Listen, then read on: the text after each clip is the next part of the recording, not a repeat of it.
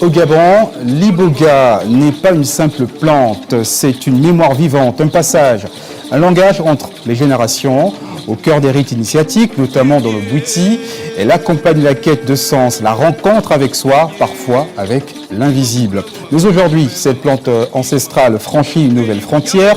Elle attire science, elle intrigue la médecine, elle suscite des convoitises économiques. Entre tradition, spiritualité et recherche moderne, l'iboga est désormais au centre d'un dialogue complexe, parfois fragile, entre ceux qui la vivent et ceux qui l'étudient. Alors, une question s'impose, ou encore des questions. Peut-on traduire l'iboga sans le trahir? Et surtout, à qui appartient réellement ce savoir? Et pour en parler, nous avons des invités de marque sur le plateau. Mesdames et messieurs, Mboloani, bonsoir, soyez les bienvenus sur ce plateau spécial qui s'intitule Iboga, une plante source de convoitise internationale. Et pour en parler, nous recevons un ancien Premier ministre. Il ne va pas réagir ici en tant qu'ancien membre du gouvernement. Il s'agit de Paul Biogemba. Il est là en qualité de président de la gabonaise d'Iboga et des productions de produits forestiers non ligneux. Il est donc il va réagir en tant que producteur de l'iboga. Paul Biogemba, soyez le bienvenu à ce plateau spécial. Merci. Et en face de lui, nous avons un professeur, le professeur Henri-Paul Boroubou. Il est ancien directeur de l'IFAMETRA, chercheur au CNRS. Bonsoir et soyez les bienvenus. Et juste à côté de vous, nous avons Maître Akamangang. Il est également initiateur au sein de la tradition bwitiste. Bonsoir et soyez le bienvenu. Bonsoir, monsieur. En face de vous, vous avez le docteur Yohan Mboutsou. Il est médecin. Il va également nous parler des dérivés de l'iboga avec, bien sûr, sur la table, des chocolats que nous allons détailler dans quelques instants. Bonsoir, docteur, et soyez le bienvenu. Bonsoir. Et en face de vous, on termine avec le professeur Alain Souza. Il est enseignant-chercheur à l'ISTM. Bonsoir. Bonsoir. Messieurs, soyez les bienvenus sur ce magnifique plateau. On va parler donc de l'iboga, cette plante dite sacrée dans nos coutumes. Mais avant de rentrer dans le vif du sujet, d'abord un petit tour de table rapide. Pour vous, c'est quoi comment peut-on définir, selon vous, l'iboga? On commence par vous, M. Paul Biogemba. Écoutez, je voudrais d'abord vous dire que je suis très content qu'on parle de plus en plus de l'iboga. Je suis très enchanté parce que ce n'était pas le cas il y a quelques années. Lorsque j'ai décidé de me lancer dans la production de l'iboga en 2019, bon, c'était sans plus, sans façon. Avant moi, quand même, il y a le professeur Noël Gassita, qui a son âme, qui s'était beaucoup impliqué dans l'iboga, et il avait un disciple aussi, le docteur Félix, qui est pharmacien, qui s'occupait de l'iboga, mais pas de manière très poussée. Je sais que le docteur Gassita a même fabriqué quelques produits, le Forties, mais qui n'ont pas connu un succès prolongé. Pourquoi ce choix? Pourquoi le choix de l'iboga? Moi, j'ai vu l'iboga sous l'angle économique. Et c'est d'ailleurs cet angle que je vais développer avec votre permission tout à l'heure. Oui. Pour moi, c'est une ressource naturelle. C'est une ressource comme le koumé, comme le manganèse, comme le café, comme le cacao. Et c'est ce qui a retenu mon attention. Naturellement, je sais, comme tout Gabonais, qu'au-delà de l'aspect économique, ou même avant l'aspect économique, il y a l'aspect culturel, Oui. soigné, et je suis heureux qu'il y ait là un Maître Akamangang est avec nous, oui, sur ce plateau. de ce domaine que je ne maîtrise pas du tout. Merci d'avoir répondu tout de même à notre invitation. Professeur Henri-Paul Boroubou, vous, comment est-ce que vous définissez l'iboga? Mais l'iboga, c'est un patrimoine, déjà, et c'est un héritage. L'iboga, pour nous, on l'appelle dibouri, c'est-à-dire quelque chose qui guérit. Ce n'est pas quelque chose qui soigne, quelque chose qui guérit. Donc l'iboga est une plante médicinale. Et ce n'est pas n'importe quelle plante. Parce que l'iboga, c'est aussi un guide.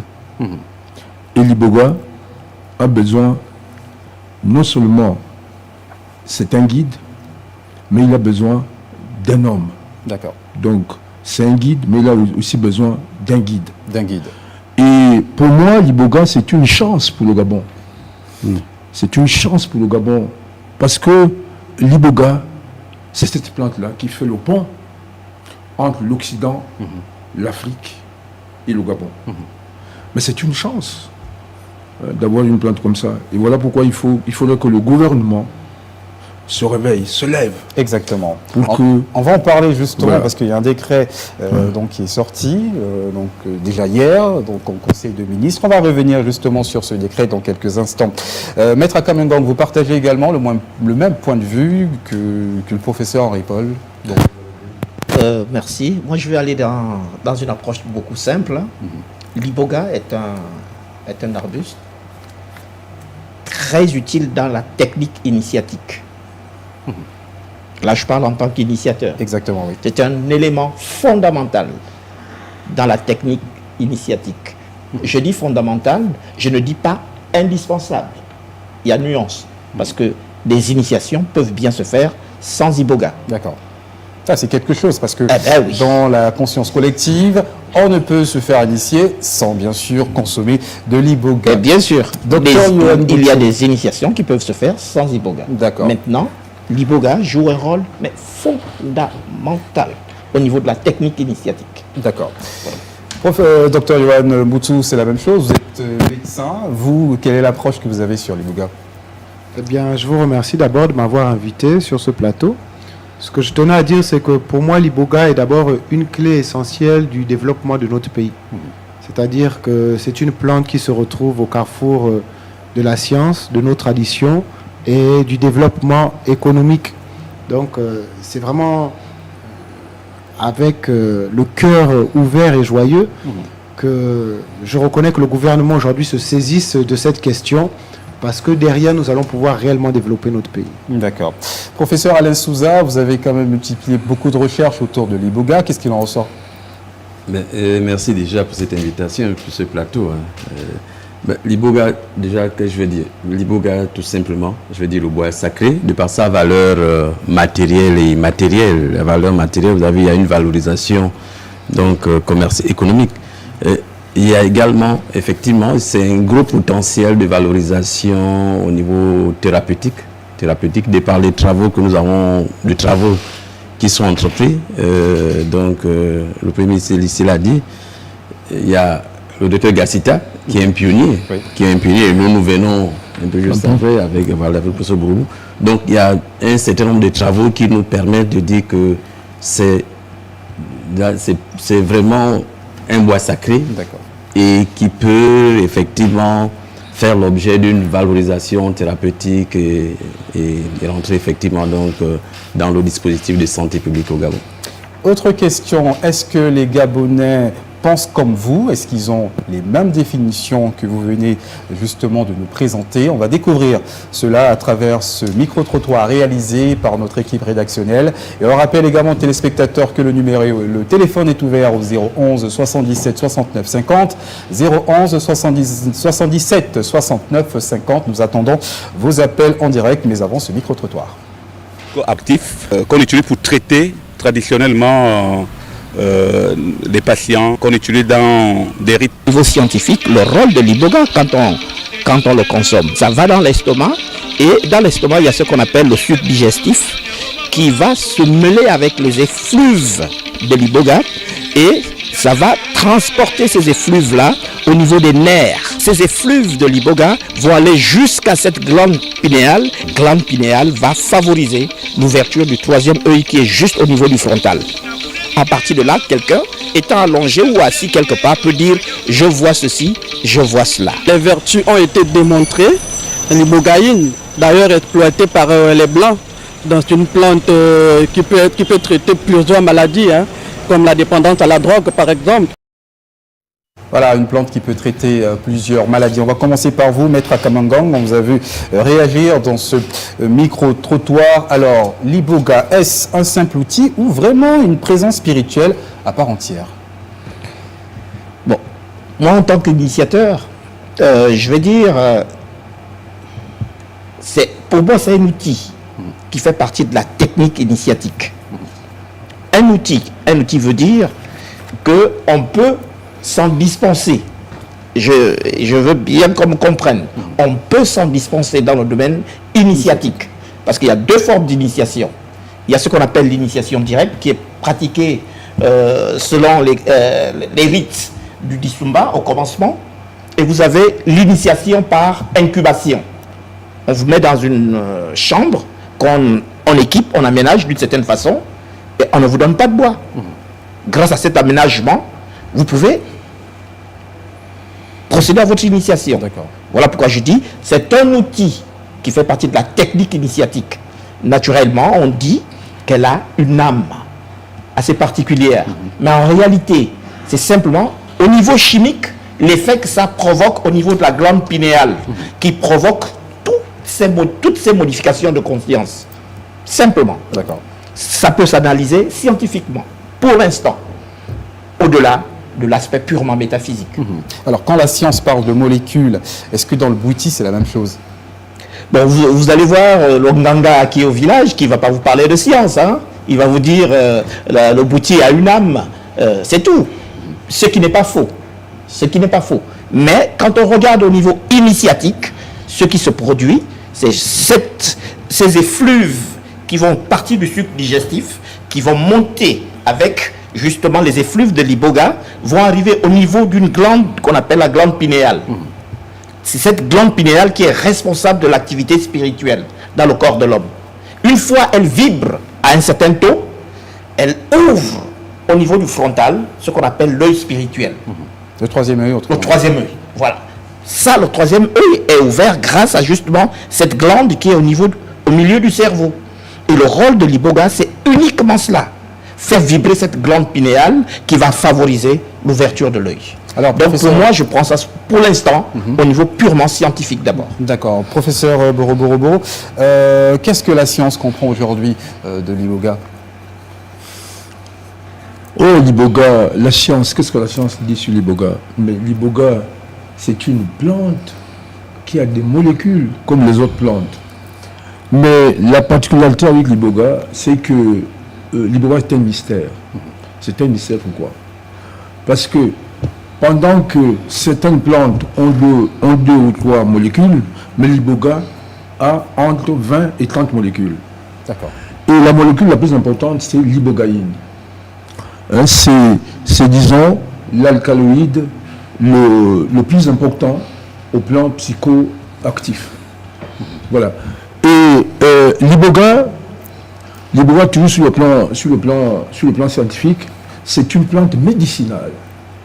Vous voyez, c'est une plante médicinale. Comme c'est une plante médicinale, eh bien, on dit que l'iboga est une drogue en science. C'est une drogue parce que c'est une plante médicinale. Et comme c'est une drogue, pour que l'iboga devienne un médicament, il faut doser. D'accord. Voilà.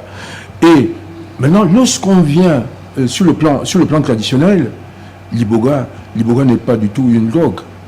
Parce que dans la tradition, l'iboga est un médicament. D'accord. Voilà.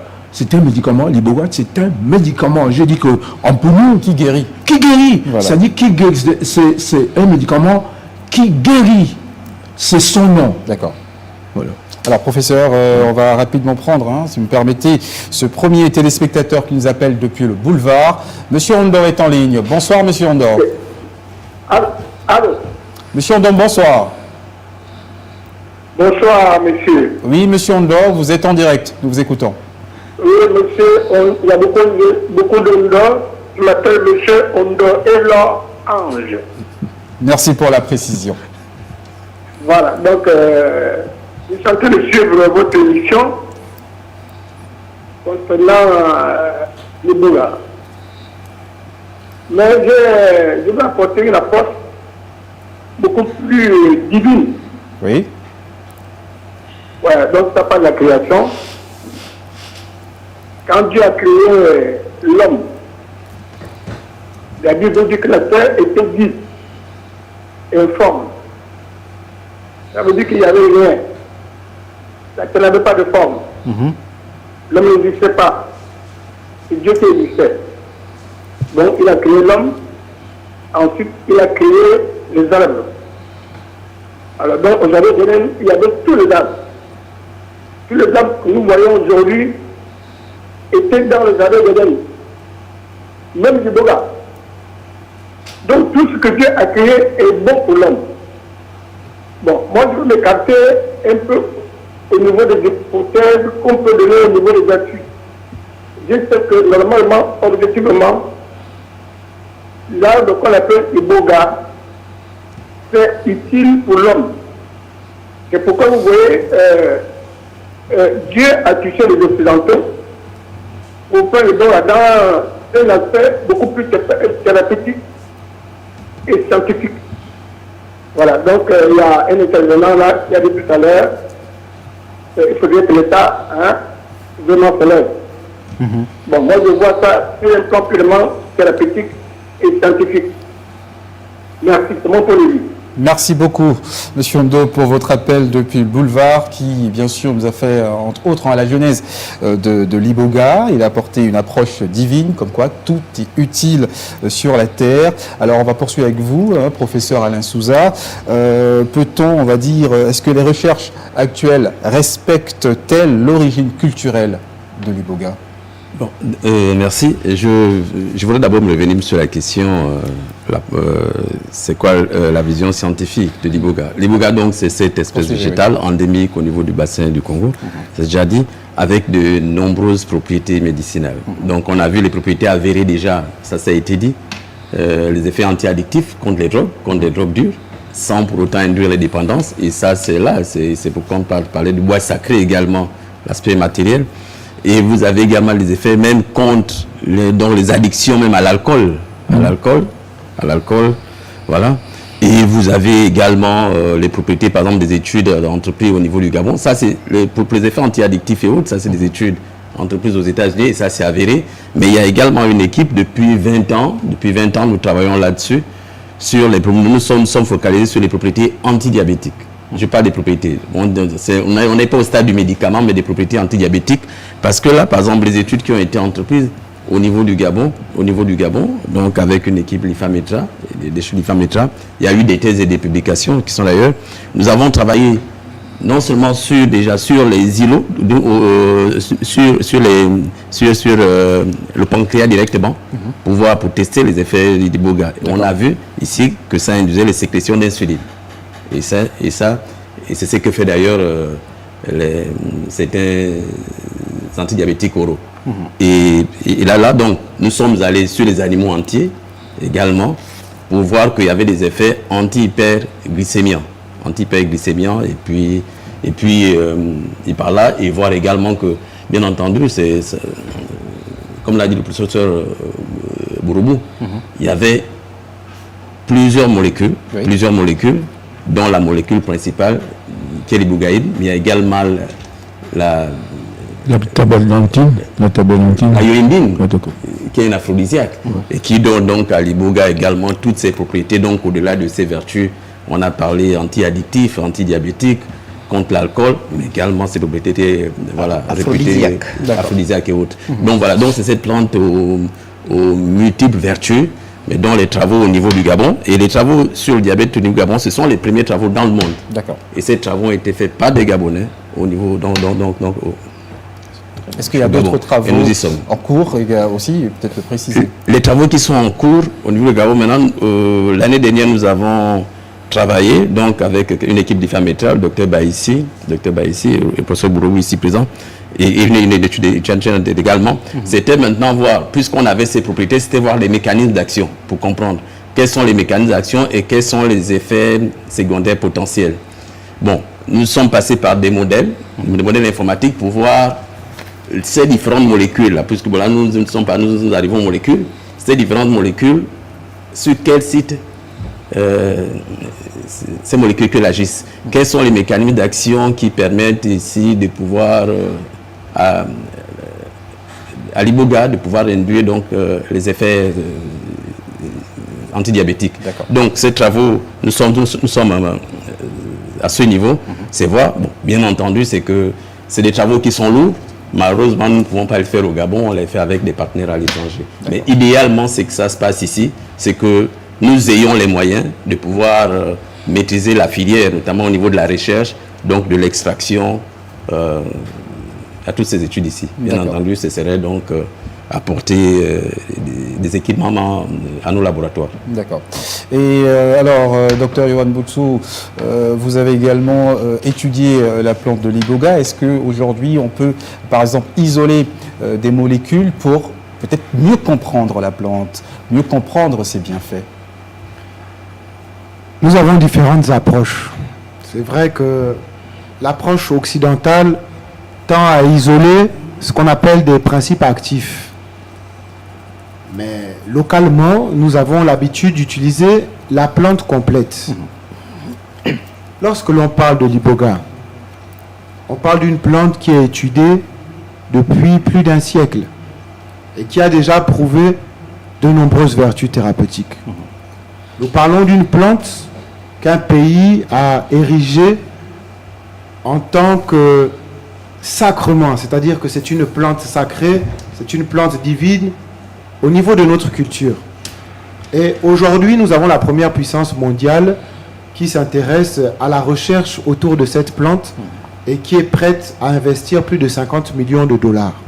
Donc, en tant qu'acteur gabonais, ce que j'ai envie de dire aujourd'hui, c'est que nous devons saisir cette opportunité d'avoir une plante aux multiples vertus. Bien entendu, nous devons faire de la recherche. Pour faire de la recherche, nous devons investir dans des laboratoires de pointe parce que nous pouvons utiliser la plante complète, mais pour être en accord avec le monde aujourd'hui, nous devons isoler chaque principe actif, comprendre chaque principe actif pour savoir dans quel cadre thérapeutique il pourra s'appliquer. Alors, M. Paul Biogemba, est-ce qu'il vous a fallu d'abord maîtriser ces différents contours pour vous lancer dans la production de l'iboga? Non, pas du tout. Vous savez, le monde est compartimenté. Il y a des scientifiques, il y a des culturels, et puis il y a des économistes. Donc chacun a son rôle. Ce que je note d'ailleurs, c'est que l'iboga, quel que soit l'angle, a un intérêt. Et nos intérêts sont convergents. Tout à fait. Convergents. Nous voulons en faire quelque chose d'extraordinairement important. Nous avons la chance d'avoir cela, parce que c'est une plante endémique au Gabon. L'iboga, je le compare beaucoup à l'okoumé. C'est vrai qu'il y a un peu d'okoumé en dehors du Gabon, mais quand même le plus gros stock, c'est au Gabon. C'est comme l'iboga. Il y en a aussi dans les pays limitrophes, mais le plus gros stock, c'est quand même au Gabon. Lorsque vous disposez d'un produit aussi important, il faut en tirer profit. Exact. Sur tous les plans. Justement. Il faut en tirer profit. Et c'est pour ça que les scientifiques vont nous aider à le faire. Ah, tout à fait. Et je pense que ça va aller beaucoup plus vite qu'on le pense. Parce que ces deux derniers, hier encore, hier, je crois, c'était hier, le chef de l'État, le président Ligui, le gouvernement a pris un décret. On reviendra peut-être dessus, mais déjà, pour résumer ce décret nous invite à produire l'iboga. Il faut produire l'iboga et le gouvernement a déjà prévu un fonds souverain pour soutenir les différentes activités liées à l'iboga, la production, la transformation, la recherche, la commercialisation. Donc c'est très important. Et avant le gouvernement gabonais, il y a 2 semaines, le président américain Trump a pris ce qu'on appelle un executive order, ça veut dire en fait aussi un décret. Un décret dans lequel il invite les agences gouvernementales à accélérer la recherche, sur l'iboga pour savoir qu'est-ce qu'on peut en tirer comme produit et sous-produit. Donc ces deux événements-là m'amènent à dire qu'il va y avoir une attention de plus en plus portée sur cette plante, qui est effectivement une plante médicinale parce qu'elle soigne.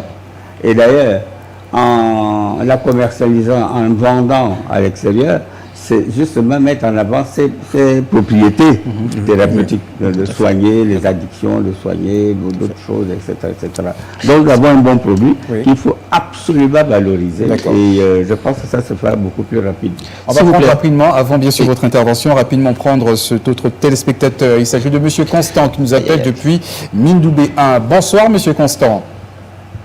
Alors, bonjour à tous les plateaux, éminents plateaux. Bon, moi, je viens confirmer en fait le fait que l'Iboga m'a rendu un grand service parce que je souffrais de l'estomac. Je souffrais de l'estomac et pendant plusieurs années, j'ai passé des hospitalisations. J'ai fait énormément de l'estomac. J'arrivais que je fasse une semaine d'hospital. Mais une seule fois seulement, un de mes beaux-pères m'a dit pourquoi tu te tues après les médicaments dans la gueule, ça que tu peux. Prends seulement Iboga, dilué dans de l'eau, dans une bouteille pendant au moins une semaine, et tu verras les résultats. J'ai pris cet Iboga, dilué dans de l'eau, dans une bouteille en verre, je prenais un bouchon chaque matin. Depuis 56 ans, je n'ai plus jamais fait de maux d'estomac. Voilà. Donc, je viens parce que c'est un traitement. Je viens le confirmer parce que moi-même, j'en ai fait de présence. Merci beaucoup. Merci. Merci à vous, monsieur Constant, pour votre témoignage. Comme quoi, tout le monde peut utiliser l'Iboga. D'abord, votre réaction, professeur Borobou. Oui. En fait, j'ai demandé la parole, c'est pour revenir très rapidement sur ce que disait le professeur Souza et le docteur Mboussou.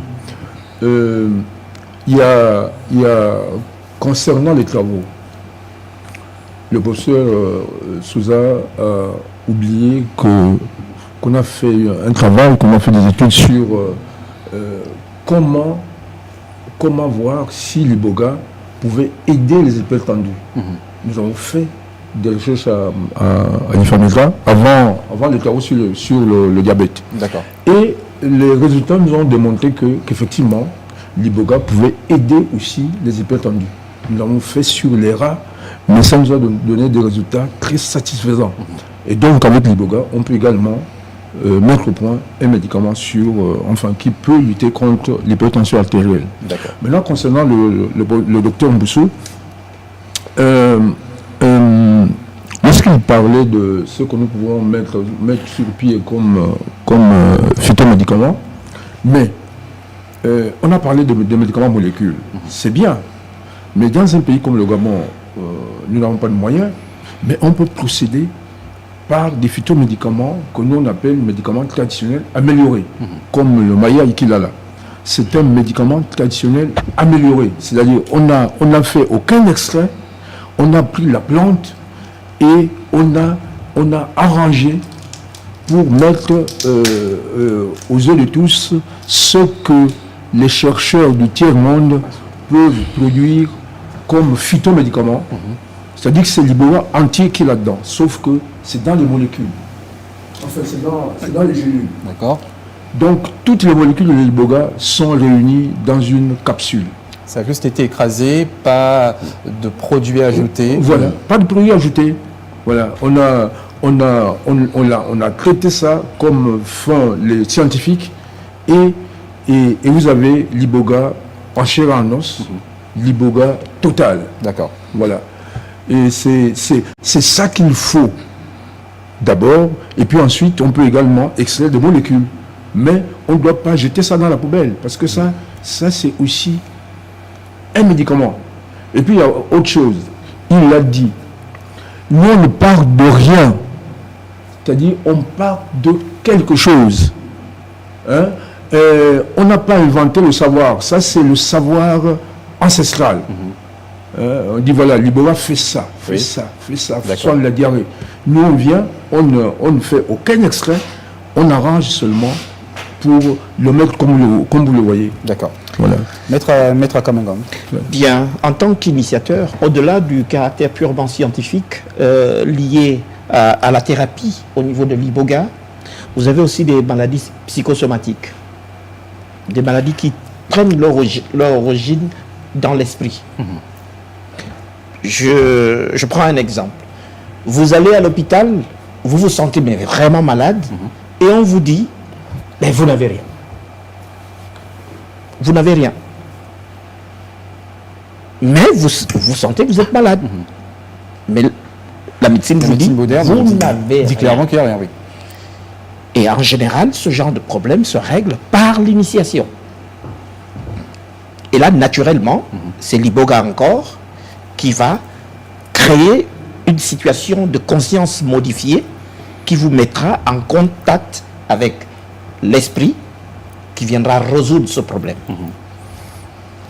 Bon, maintenant, ça c'est ce que je vais appeler de la technologie spirituelle, qui est beaucoup plus un domaine que l'Onganga doit maîtriser, et qui est le domaine d'avenir. La technologie spirituelle sera le domaine d'avenir qui pourra supplanter tranquillement l'intelligence artificielle. D'accord.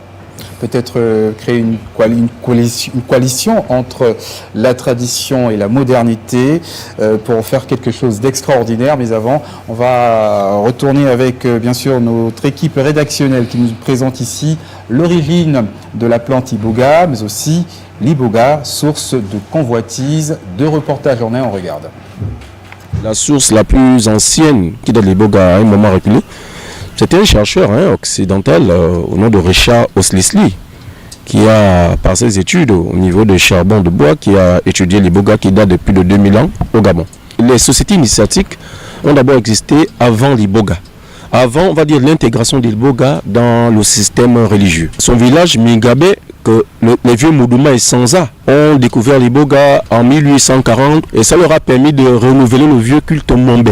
Ce qui sous-entend qu'en réalité, les peuples du Gabon ont d'abord pratiqué, on va dire, leur rite avant la découverte de l'iboga. L'iboga était peut-être utilisé, mais à d'autres fins peut-être. Mais pas dans le cadre religieux, pas dans le cadre spirituel. Et toute la science, tout porte à croire, c'est que c'est une réalité. L'iboga a été introduit en fait, après, dans les rites du Gabon, qui a donné aujourd'hui ce qu'on voit. Au niveau de la science, il faut dire que c'est Griffon du Bellay, qui est un médecin, on va dire, de Montpellier, qui a été envoyé au Gabon pour s'occuper des bateaux flottants. Donc lui, il a profité de cette étude-là, de cette mission, il a profité à faire des études en tant que chercheur. Au Cap Lopez, il a découvert l'iboga dans les années 1860 et qu'il a amené en France dans les années justement 1860 aussi, 63 je crois. C'est là où que certains d'autres chercheurs vont s'intéresser. Par exemple, Belloni, n'est-ce pas, ils vont s'intéresser à l'iboga. Ils vont s'intéresser à l'iboga Bailon, bien évidemment Bailon. Il va décrire l'iboga et l'iboga va naître sur le plan scientifique. Et le nom qui sera baptisé, c'est Tabernacle Iboga HBN. L'image que nous voyons ici est pleine de symboles. Comme vous pouvez le remarquer, il s'agit du président des États-Unis d'Amérique, accompagné de ses collaborateurs, dont le ministre de la Santé, Robert Kennedy Jr., le président directeur général de l'organisation non gouvernementale Iboga pour l'Amérique, Brian Hubbard, dans le bureau ovale du président américain. L'objet de cette rencontre, la signature d'un important décret visant à accélérer l'évaluation clinique d'une plante aux vertus inimaginables. Ce décret vise en substance l'assouplissement de l'accès de l'ibogaïne pour le traitement des troubles de stress post-traumatique chez les anciens combattants américains. En effet, des milliers de soldats américains souffrent de troubles psychiques sévères face auxquels la médecine occidentale montre ses limites. On peut constater dans différents cas qu'il y a un fort taux élevé de suicides, de traitements médicamenteux peu efficaces et de dépendance aux drogues dures et légères. L'iboga, plante d'origine gabonaise, fait donc la une des industries pharmaceutiques à travers le monde. Selon les informations occidentales, l'État du Texas vient d'annoncer un investissement de 30 milliards de francs CFA dans la plante sacrée pour sa transformation. Au Canada, l'iboga est fortement utilisé comme un stimulant à l'éveil. En Nouvelle-Zélande, on peut l'acheter sur présentation médicale et son usage est lié au traitement de la dépendance aux drogues. Dans plus de 12 pays d'Europe et du Moyen-Orient, dont Israël, des recherches scientifiques continuent sur les vertus de la plante devenue magique, tant ses propriétés traiteraient avec une grande efficacité les pathologies physiques et même spirituelles à travers la planète. À la question de savoir si l'iboga serait source de convoitise internationale, la réponse est bien évidemment oui. Et vous confirmez cette réponse? Réponse oui. Question pour tout le monde. Ah oui. Oui, pas de débat. Oui, ben, c'est une ressource importante qui attire l'attention. Et naturellement, cela nous amène à avoir un cadre. Un cadre. Ça a été déjà fait hier par le gouvernement, par le décret qui a été pris en Conseil des ministres. Et ça doit se poursuivre par des textes d'application, par des aides, etc. Nous ne devons pas rester en arrière. C'est nous qui avons la ressource. Justement, comment expliquer que le pays source ne soit pas aussi le leader scientifique?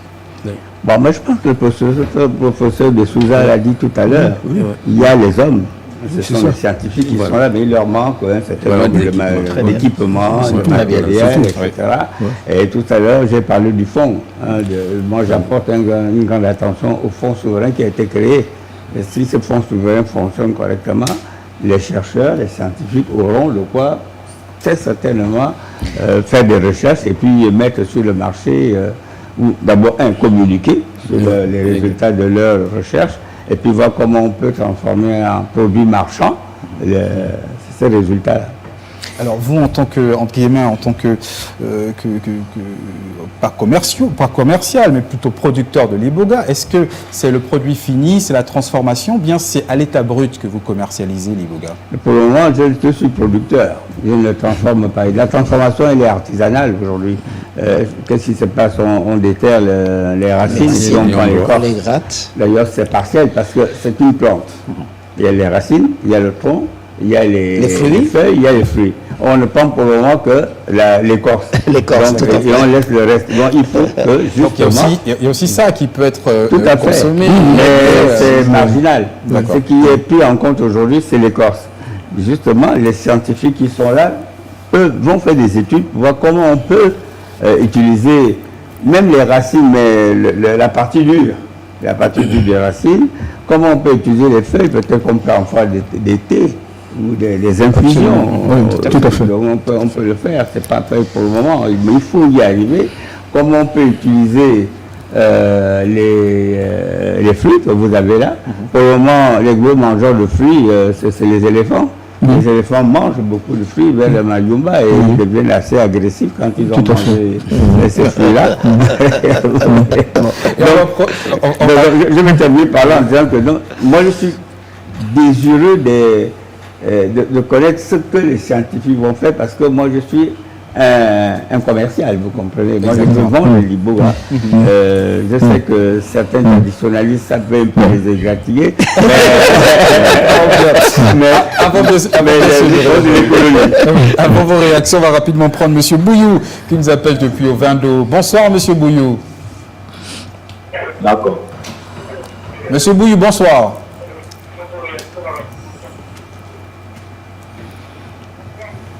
Oui, bonsoir monsieur, bonsoir à tous. Monsieur Bouillou, s'il vous plaît, éloignez-vous de votre poste téléviseur pour éviter les retours. Et là, on risquerait de perdre du temps dans la conversation. Okay. Éloignez-vous de votre poste téléviseur. Merci.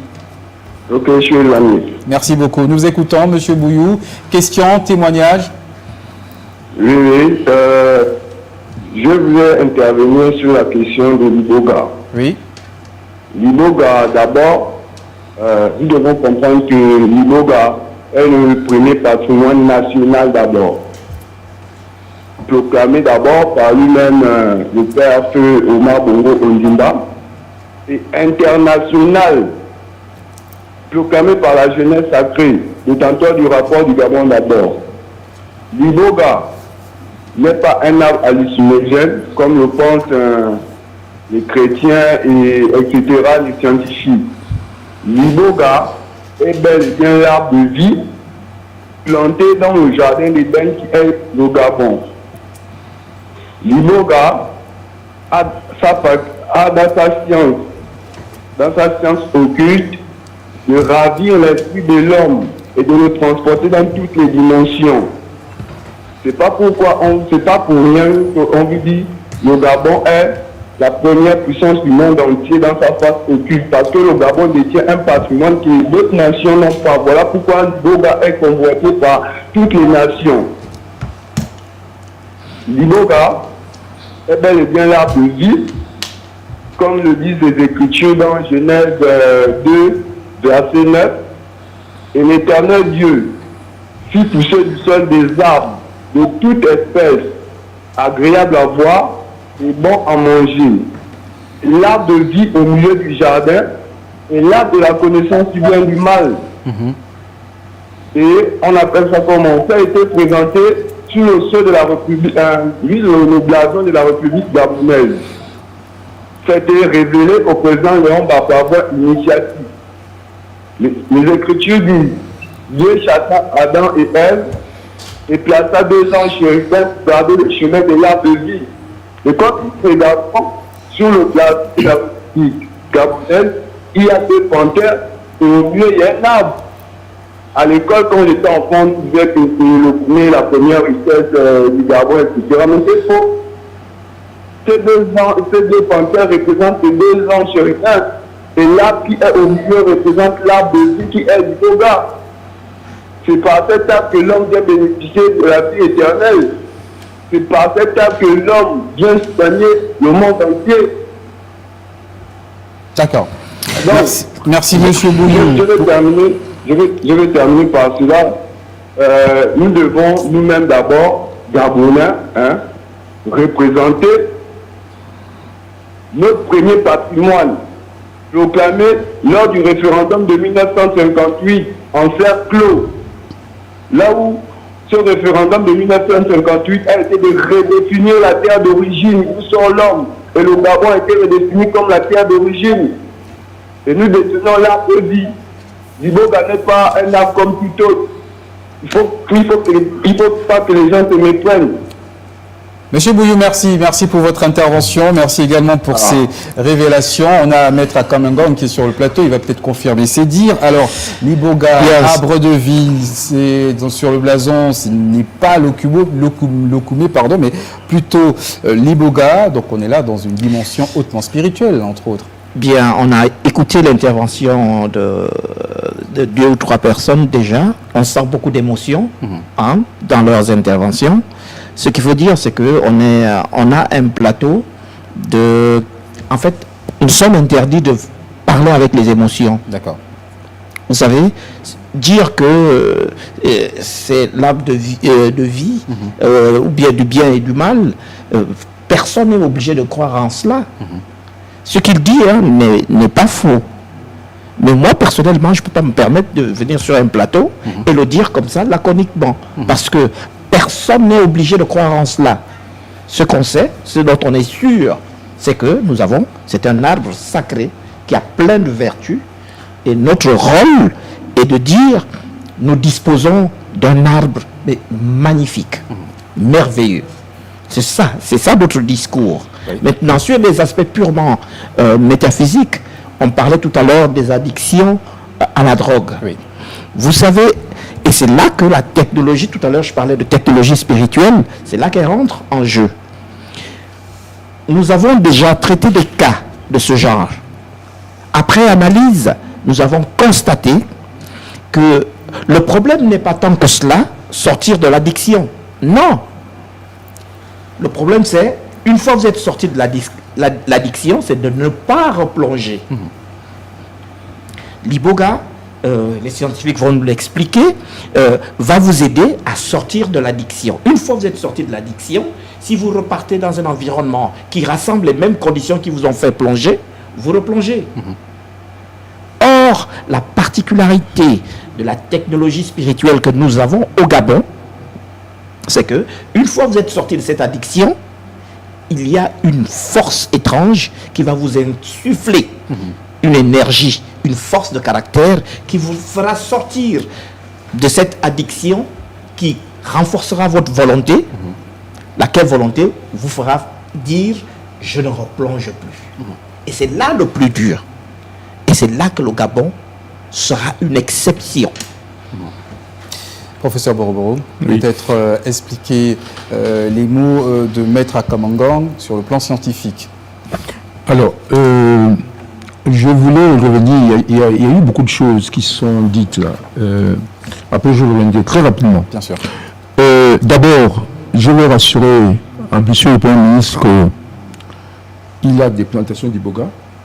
C'est un champ d'expérience. Et dans les mois à venir, on va envoyer les étudiants pour aller étudier ces plantations-là. Parce que on n'a pas des informations sur la teneur en alcaloïdes des plantations d'iboga. Tout ce que nous avons comme données, c'est seulement sur les plantations, enfin les ibogas de forêt. Donc c'est un champ de recherche, monsieur le Premier ministre. Et nous vous disons merci, parce que là, on a tout là. Alors, les éléphants.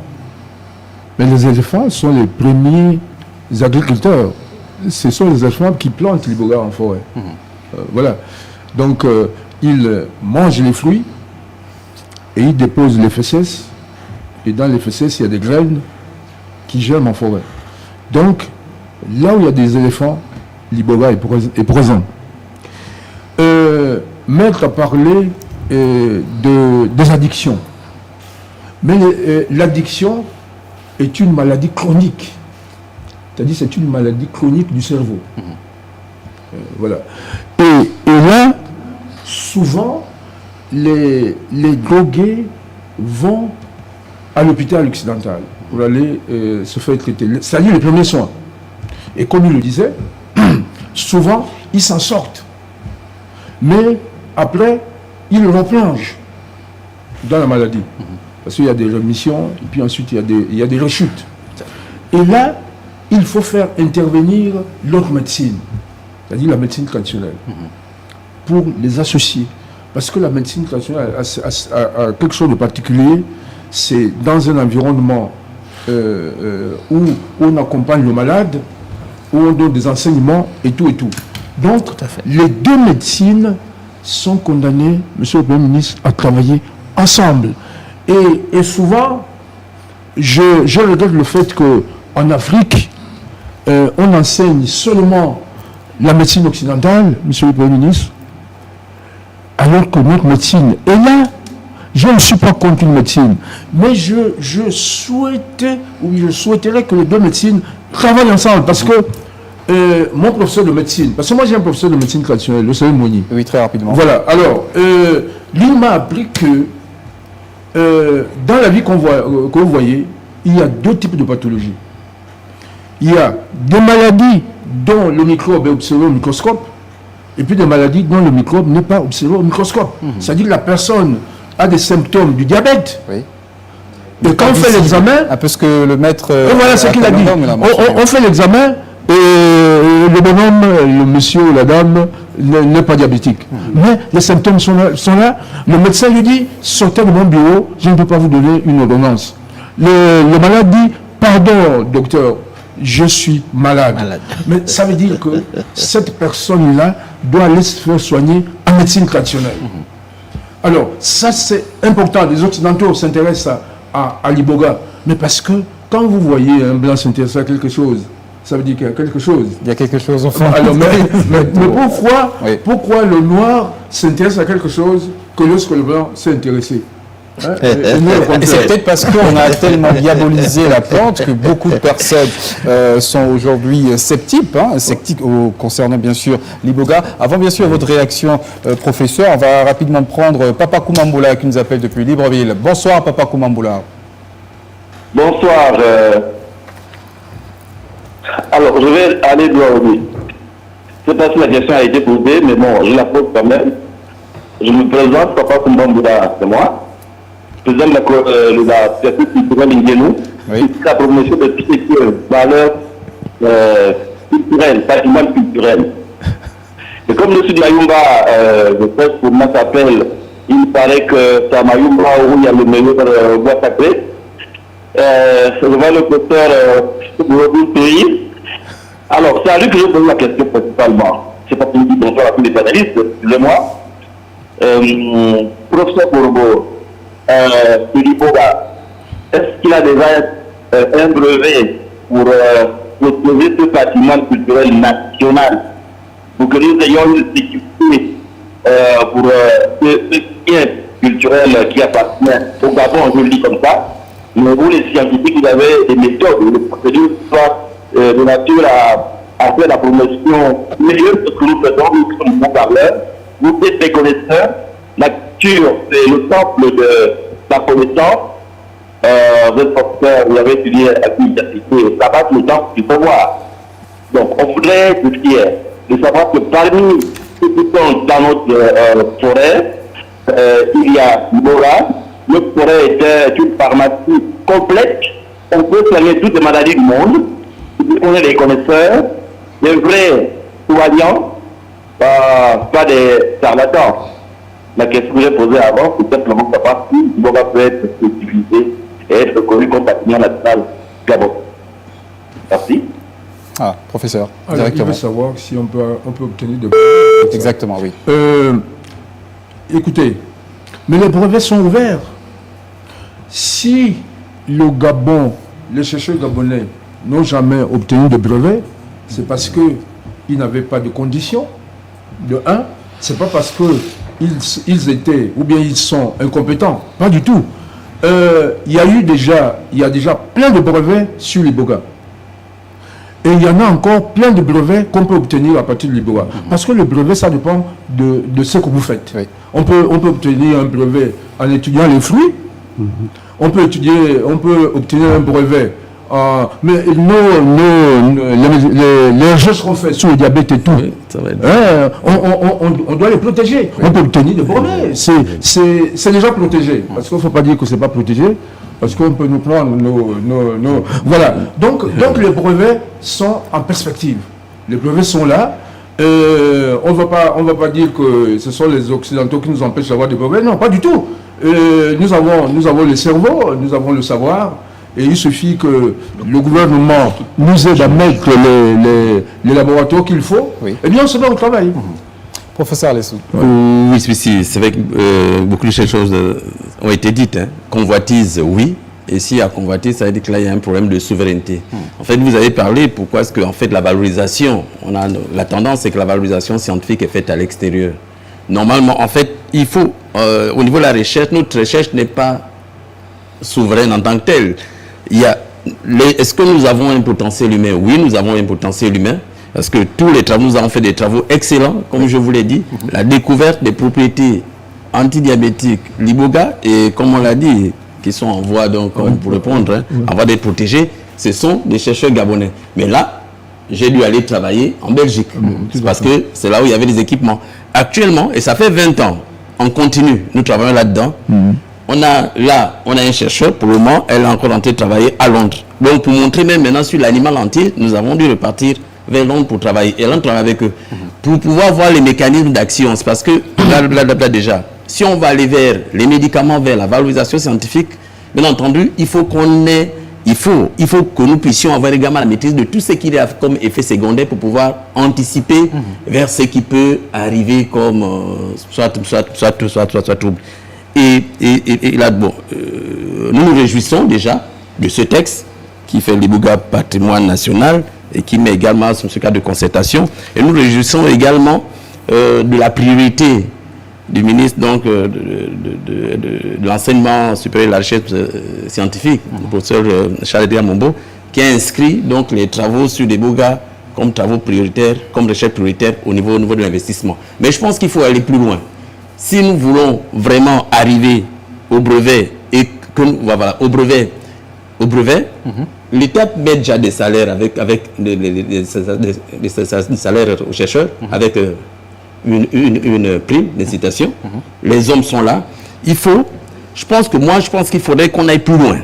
Pourquoi ne pas imaginer un centre de recherche pluridisciplinaire sur l'IBOGA, dédié à l'IBOGA? Tout à fait. Et avec tout ce qu'il y a comme vertu, propriété. Regardez par exemple, on vous a dit tout à l'heure, les travaux, il y a 2000 ans, c'était là, mais qui a fait les travaux?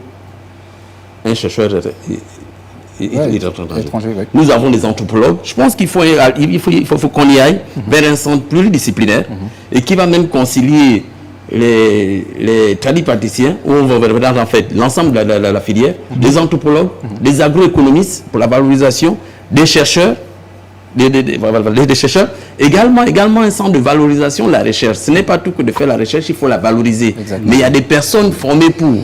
Nous ne pouvons pas à la fois être au laboratoire et valoriser. Donc il faut en fait des personnes formées tout pour, des économistes, des communicateurs qui sont formés pour. Mais vraiment, idéalement, ce serait aller, si on va aller vers cette souveraineté, si on va aller vers la maîtrise du Boga, pour moi, il faut qu'on aille un peu plus loin, c'est aller vers la mise en place d'un centre de recherche dédié à cette plante. Un centre de recherche, ou bien un institut de recherche spécial, pluridisciplinaire sur l'Iboga.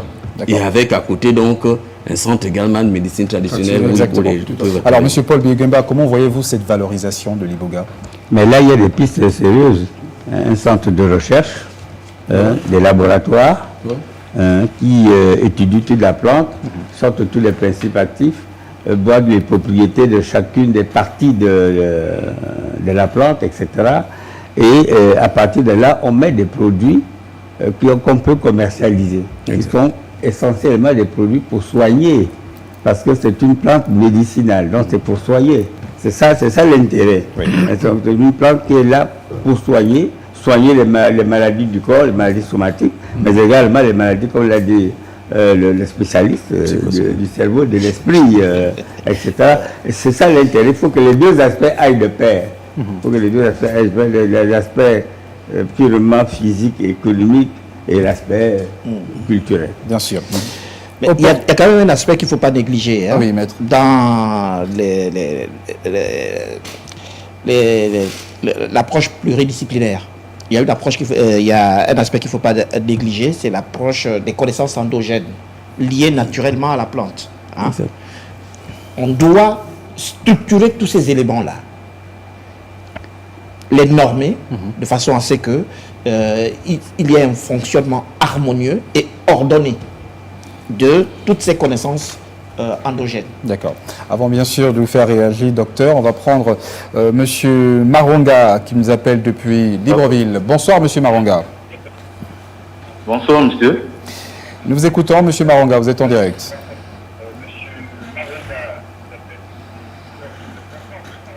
Bonsoir.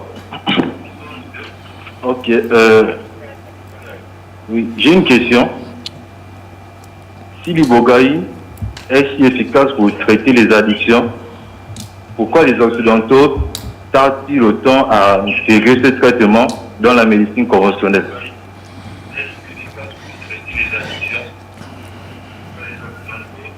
D'accord.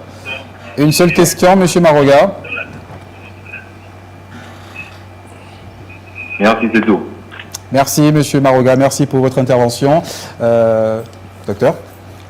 Alors, je vais d'abord reprendre la question concernant les brevets. Oui. Il faut savoir qu'aujourd'hui, on ne peut pas mettre un brevet sur une plante parce que la plante appartient à l'humanité. Donc, ne pourra être breveté que des techniques poussées qui pourront peut-être montrer un savoir autre.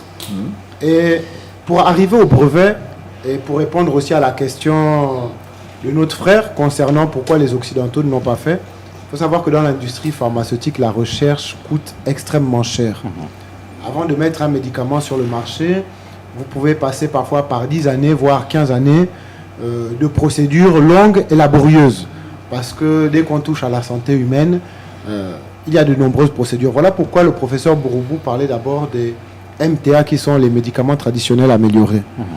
Aujourd'hui, la vision que nous avons de la santé, certes, est héritée de la science occidentale, mais nous avons d'abord notre manière aussi d'appréhender la santé. Nous pouvons soigner par les plantes, nous pouvons soigner par des protocoles améliorés, et nous n'allons pas réinventer la roue. Nous devons partir d'abord de notre savoir-faire, et à partir de ce savoir-faire, nous devons l'améliorer. Comme l'a dit notre frère, nous devons avoir un centre de recherche pluridisciplinaire qui va réunir les économistes, les politiques, les traditionalistes, les médecins, les psychologues et toute la société gabonaise. Pourquoi? Parce que nous avons érigé cet arbre-là au centre de notre culture et de notre potentiel économique. Voilà La partie magnifique. Alors, on va rapidement retourner avec notre rédaction pour 2 autres reportages. Opportunités économiques autour de l'Iboga, également Iboga. L'Iboga peut-il revendiquer? Nous allons découvrir ces 2 éléments. Au cœur des forêts gabonaises, l'iboga est bien plus qu'une simple plante.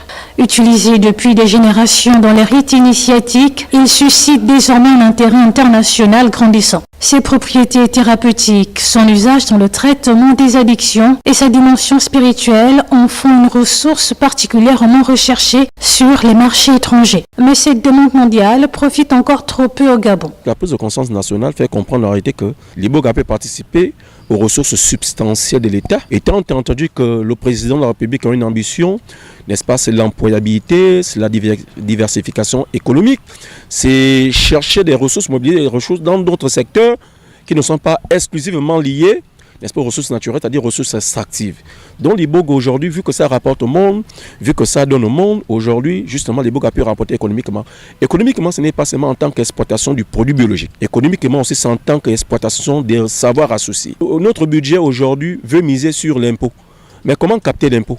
Voilà des pistes de solutions pour pouvoir capter l'impôt au-delà du pétrole. Pour transformer ce tatou en véritable filière, plusieurs conditions s'imposent. Encadrer la production, soutenir les cultivateurs, sécuriser les investissements et favoriser la transformation locale figurent parmi les priorités. L'enjeu est de taille.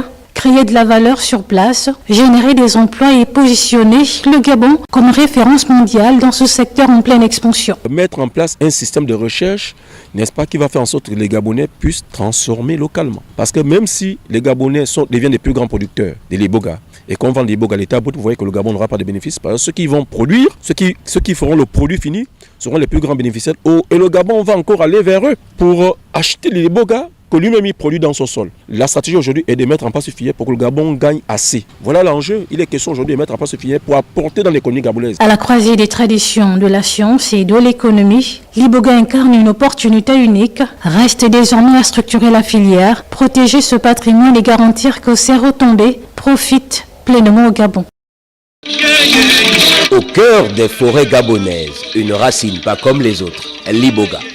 Plante sacrée du rite Bwiti. Elle est depuis des générations au centre des pratiques spirituelles et thérapeutiques profondément ancrées dans les traditions locales. C'est une plante aux propriétés spéciales qui a été créée par Dieu et révélée par ce même Dieu aux êtres humains pour jouer un rôle bien défini sur le plan initiatique. Un intérêt croissant qui place le Gabon au centre des regards, car ici, l'iboga n'est pas seulement une ressource naturelle, c'est un patrimoine culturel, un savoir ancestral. Ce n'est pas seulement une plante, c'est un esprit, une connaissance. L'iboga, au niveau du Gabon, le Gabon peut se dire leader aujourd'hui, parce que cette plante a été découverte au niveau du Gabon. Et aujourd'hui, la dimension que ça veut prendre aujourd'hui, ça mérite vraiment du respect. Ça mérite vraiment de la considération. Parce que derrière la plante iboga, il y a d'autres vertus qu'on n'a pas encore vues aujourd'hui.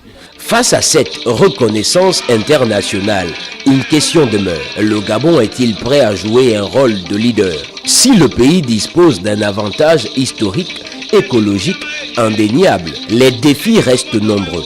Il faut d'abord un cadre juridique. Et une fois qu'on a ce cadre juridique, au niveau de l'industrialisation, de toute façon, nous sommes en mesure de mettre des industries au niveau du Gabon. Mais sur le plan économique, le Gabon sera vraiment au top au niveau mondial. Au lieu que nous devenons encore aujourd'hui à la remorque sur le plan économique, je pense que nous deviendrons des leaders. Entre tradition et innovation, le Gabon se trouve à un tournant. Transformer l'iboga en atout stratégique mondial nécessitera vision, organisation et volonté politique. Voilà, on va d'abord mettre l'accent sur les opportunités économiques de l'iboga. Comme pour le cacao, le pétrole, les pays producteurs captent souvent une faible part de la richesse globale, tandis que les pays transformateurs captent l'essentiel des bénéfices. Monsieur Paul Bigemba, le Gabon risque-t-il de reproduire ce modèle, produire l'iboga, pendant que d'autres en tirent les profits? Je pense que non. La trajectoire est prise. Et de plus en plus, le chef de l'État parle de transformation. Ça veut dire quoi? Ça veut dire donner de la valeur. On produit et on transforme le plus loin possible en fonction des équipements, de la technicité qu'on a. D'accord. Je ne pense plus qu'on va exporter, on va plutôt exporter la matière brute. Non. L'Iboga, effectivement, aujourd'hui, il est transformé très peu. Je suis heureux d'ailleurs. J'ai découvert aujourd'hui 2 produits, le chocolat, etc. C'est pas mal, c'est un début. Il faut aller plus loin. Et pour aller plus loin, il faut effectivement de la recherche. Et c'est pour ça que je suis très sensible et j'appuie l'idée du professeur Rousseau d'avoir un centre de recherche consacré à lui. Parce que la recherche, c'est une relation. Il y a la recherche, la production et la commercialisation. Il faut que ça aille de pair. C'est ce qui va être découvert dans la recherche qui va être transformé en produit à commercialiser. Donc il faut y aller. Pour le moment, on n'a pas encore toute cette logistique. Bon, il faut dire que nous vendons, en tant que Gabonais, nous vendons très peu d'Iboga. La vente d'Iboga aujourd'hui, elle est un tout petit peu faite par des personnes qui ne sont pas totalement connues. Oui. C'est presque de manière frauduleuse. Il ne faut pas oublier que pendant un certain temps, la commercialisation d'Iboga avait été officiellement interdite. Ça a quand même eu des effets sur la commercialisation. Ce n'était pas d'ailleurs une bonne mesure. Mais la mesure qui a été prise hier, oui, il faut produire, mais que ce soit encadré. Que ce soit encadré. Il ne fallait pas interdire la commercialisation, il fallait l'encadrer, il fallait la réglementer. Exactement. Et c'est ce qui a été fait hier. Je pense qu'à partir de là, maintenant, ceux qui disposent déjà des stocks d'Iboga vont naturellement aller vers la structure qui va être créée, le comité interministériel, c'est de déclarer leur production pour pouvoir vendre de manière légale. Mais surtout, il faut planter parce qu'il n'y a pas de... Vous savez, l'industrie consomme beaucoup de matières premières. Oui. Si on veut industrialiser l'Iboga, il faut qu'il y en ait en quantité suffisante. Et la quantité n'est pas pour le moment. Les stocks actuels ne permettent pas, à mon avis, de soutenir une grosse industrie. Peut-être la micro-industrie. Oui. Peut-être la micro-industrie, mais une grosse industrie, non. Un appel également pour lancer une production à grande échelle. Oui, forcément. Pourquoi? Parce que j'ai peur de la démarche du Premier ministre. J'ai peur. Moi, en tant qu'initiateur. Moi, en tant qu'initiateur, j'ai peur. Pourquoi? Parce que, bon, forcément, si on ne prend pas des mesures, ça va créer une rupture de l'Iboga chez les tenants des temples. Pourquoi? Parce que la commercialisation va se faire beaucoup plus vers là où il y a une valeur plus importante. Oui. Au lieu de me vendre cela à 5 000, qui me permet d'initier 1 ou 2 personnes, bon, le même tas, il sera peut-être maintenant à 25 000. Exactement. Vous voyez? Et ça fait peur. Toutefois, des mesures doivent être prises. Par exemple, Tunganga doit avoir une plantation de l'Iboga. C'est autant de mesures d'accompagnement qu'on peut prendre pour éviter que Monsieur le Premier ministre ne me regarde même pas quand j'ai besoin de l'Iboga pour aller initier mes candidats Professeur à l'initiation. Oui. Quand on parle de la recherche, le Premier ministre l'a dit, mais c'est également... On parle de la recherche, c'est quand on parle de la recherche, centre pluridisciplinaire, ça va également depuis la plantation, la domestication. Exact. C'est que la nature nous a doté d'un potentiel, heureusement valorisé par toutes nos religions. Mais c'est à l'homme maintenant de pouvoir aller, si on veut inscrire dans le PIB tout en préservant notre culture, là également il faut de la recherche, il faut également dans la domestication. Mais voir en fait, pourquoi pas aller vers des techniques agricoles qui permettraient d'aller vers des très grandes plantations, des techniques agricoles pour raccourcir par exemple, exactement. La croissance et autres. Bon, est-ce que donc en fait, ne va pas tuer les alcaloïdes? Non, ça va pas tuer les alcaloïdes. Nous sommes en fait dans un milieu naturel, ça veut dire que c'est un milieu propre à l'Iboga. La recherche, c'est aussi voir quel est le substrat. Quel est le substrat qui permet la meilleure croissance? D'accord. Et quelles sont les techniques, par exemple, les techniques culturelles qui peuvent nous permettre d'aller également vers des grandes plantations? Est-ce qu'il y a par exemple des grieffes, on peut greffer des... Est-ce qu'il y a des types d'arbres d'Iboga? Il y a des Iboga. Oui, il y a qu'une seule espèce d'Iboga, Tabernacle d'Iboga. Après, il y a des variétés. C'est pourquoi vous allez avoir des Iboga avec des fruits ronds, des fruits allongés. Voilà. Et en fait, il n'y a pas encore eu une véritable recherche sur l'Iboga, comme c'est le cas du manioc ou bien de la banane. Maintenant, il faudrait qu'on s'y mette. Oui. Alors, l'Iboga n'est pas une simple plante. C'est une chance pour le Gabon. C'est une chance pour le Gabon. Voilà pourquoi il faut planter. Est-ce qu'elle ne pousse qu'au Gabon? Est-ce qu'au-delà, en dehors du continent africain, on peut cultiver l'Iboga? L'Iboga ne pousse qu'en Afrique centrale. C'est clair. En Afrique centrale. Mais il s'est implanté de manière importante au Gabon. C'est-à-dire sur le plan culturel. C'est-à-dire c'est au Gabon où les ancêtres et jusqu'à nous ont appris à l'utiliser, comme tout le monde le sait, sur le plan traditionnel. Ailleurs, j'ai vu l'Iboga au Congo, en RDC, même en Angola. Voilà. Mais les usages dans ces pays, c'est pas comme chez nous. Voilà. Donc, c'est chez nous où nous avons tout le potentiel obtenu à partir des savoirs traditionnels. Alors, puisque nous sommes sur l'économie, juste quelques chiffres pour avoir une idée. Est-ce que vous savez que 1 gramme d'ibogaïne pure se vend 1 gramme, c'est-à-dire le millième du kilogramme, se vend entre 96 000 et 135 000 francs CFA. J'en ai acheté. 1 gramme. J'ai acheté 1 gramme à 135 000. Voilà. D'ibogaïne. Quelle est la quantité d'iboga dont tu as besoin pour produire 1 gramme d'ibogaïne? 1 gramme d'ibogaïne. Il y a un négociant gabonais. Donc vous voyez que le Gabon ne profite pas de son iboga. Le Gabon ne profite pas de son iboga pour le moment. Il y a de l'argent qui sort, mais le pays ne gagne rien. Et voilà pourquoi le pays doit créer la richesse.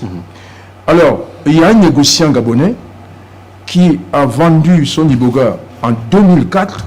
En 2004. C'était l'Écosse Liboga. Il a envoyé ça en Europe pour une valeur estimée à 6 millions de francs CFA. 6 millions de francs CFA. Je n'ai pas eu les informations sur la quantité. 6 millions de francs CFA. Et c'est sûr qu'il a envoyé des quantités de racines. Ouais. Donc, franchement, il faudrait que le gouvernement fasse quelque chose. Il faut, maintenant pour terminer, à propos des plantations, il y aura des volontés pour pouvoir planter. Mais il faudrait que le gouvernement aide ces planteurs-là à démarrer leur affaire. C'est pourquoi il y a eu certainement ce décret, docteur. Alors, par rapport à votre question, est-ce que l'Iboga pousse ailleurs? Il m'est revenu. Le micro.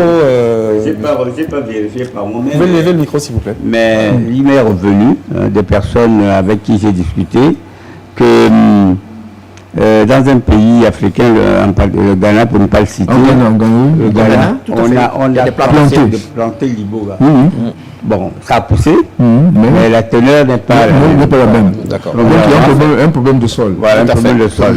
Bon. Et en Amérique, en particulier au Costa Rica, également, on fait des essais de planting d'Iboga. Bon, je ne pense pas qu'on arrive au même... C'est pas la même chose. C'est pas la même chose. La meilleure teneur, c'est celle du Gabon.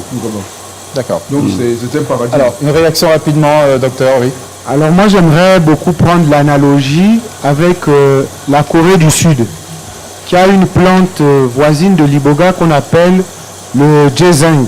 Et cette plante-là, finalement, le modèle qu'ils ont utilisé pour le développer. C'est-à-dire que lorsqu'ils se sont rendus compte du potentiel économique, eh bien, il y avait du ginseng dans le domaine public, c'est-à-dire comme l'iboga qui se trouve dans nos forêts, mais qui ne pouvait pas contenter la demande mondiale. Et c'est exactement dans ce cas de figure que nous sommes actuellement. C'est-à-dire que nous avons de l'iboga. Non, allez-y, continuez, poursuivez, docteur. C'est les aléas du direct, on fait avec. Nous avons de l'iboga et cet iboga n'est pas suffisant pour la demande mondiale. Oui. Mais ça ne veut pas dire que nous ne devons pas exploiter l'iboga qui est dans nos forêts. Nous devons l'exploiter actuellement de manière d'abord durable et contrôlée.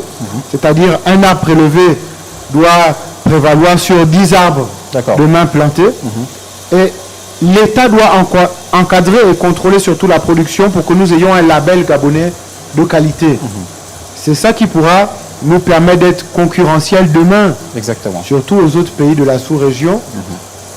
J'ai eu l'occasion d'aller jusqu'au Japon pour présenter les chocolats à base d'iboga. Présenter dans quelques instants, évidemment. Et j'ai trouvé une communauté là-bas de Japonais qui initiait déjà des personnes avec de l'iboga et avec un diplôme qui provenait du Cameroun. Et ils avaient déjà des plantations qui finançaient. Mais on oublie que les frontières ne sont qu'une création de l'être humain. Entre le Cameroun et le Gabon, c'est toujours la même forêt. Exactement. Donc, le même sol. aujourd'hui, l'État doit pouvoir encadrer ça. Et ce que la Corée a fait, c'est que ils ont créé d'abord une marque nationale. Une marque nationale qui a permis de garantir un label de qualité. Et progressivement, lorsque on va dire que la sauce a pris, ils ont libéralisé l'économie. Merci beaucoup pour ces précisions. Localisation de l'iboga et immersion dans une plantation, des éléments à découvrir.